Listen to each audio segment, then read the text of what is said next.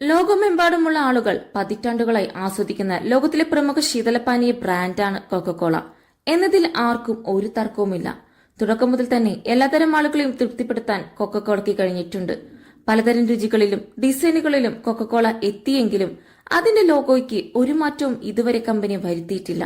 റിപ്പോർട്ടുകൾ പ്രകാരം diet coke, coke zero, മറ്റ് ലിമിറ്റഡ് എഡിഷനുകൾ, ഫ്ലേവറുകൾ എന്നിവ ഉൾപ്പെടുന്ന നിരവധി ഫ്ലേവറുകൾ കൊക്കക്കോളയ്ക്കുണ്ട്. എന്നാൽ പുതിയ ലോഞ്ചുകൾ യോജിച്ച വിധത്തിൽ ലോഗോയിൽ മാറ്റം വരുത്തിയിട്ടുണ്ടെങ്കിലും കമ്പനി അതിന്റെ പ്രത്യേകത അങ്ങനെ തന്നെ നിലനിർത്തിയിട്ടുണ്ട്. കാണുമ്പോൾ ലളിതമെന്ന് തോന്നുമെങ്കിലും കൊക്കക്കോളയുടെ ലോഗോയ്ക്ക് പിന്നിൽ ഒരു രഹസ്യമുണ്ട്.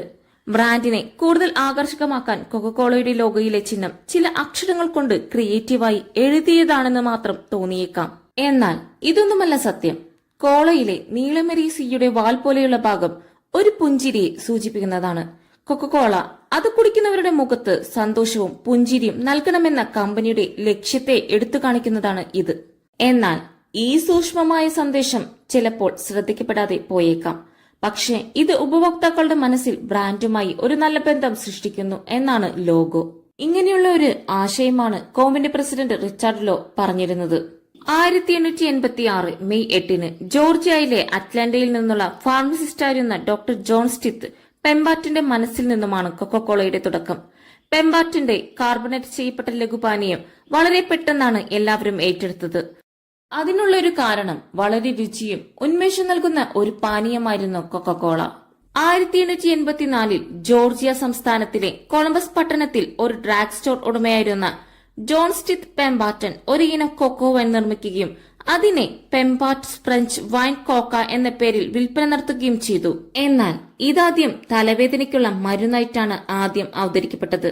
ഫ്രഞ്ചുകാരനായ ആഞ്ചലോ മരിയാനി ഉണ്ടാക്കിയ വിൻ മരിയാനി എന്ന കോക്കോ വൈനിൽ നിന്നാണ് ഈ പുതിയ പാനീയം വികസിപ്പിച്ചെടുത്തത്. പക്ഷേ അടുത്ത വർഷം ഫുൾട്ടൺ കൌണ്ടി മദ്യനിരോധനം ഏർപ്പെടുത്തിയതോടെ പെമ്പാറ്റ് ഈ പാനീയത്തിൽ നിന്ന് ആൽക്കഹോൾ ഒഴിവാക്കാനുള്ള ശ്രമം തുടങ്ങുകയും പുതിയതായി ഉണ്ടാക്കിയ ആൽക്കഹോൾ രഹിത പാനീയത്തിന് കൊക്കക്കോള എന്ന് നാമകരണം ചെയ്യപ്പെടുകയും ചെയ്തു. അറ്റ്ലാന്റയിലെ ജേക്കബ്സ് ഫാർമസിയിലാണ് കൊക്കക്കോളയുടെ ആദ്യ വിൽപ്പന നടന്നത്. ആദ്യത്തെ 8 മാസങ്ങളിൽ ഓരോ ദിവസവും ശരാശരി 9 പാനീയങ്ങൾ മാത്രമായിരുന്നു വിറ്റുപോയിരുന്നത്.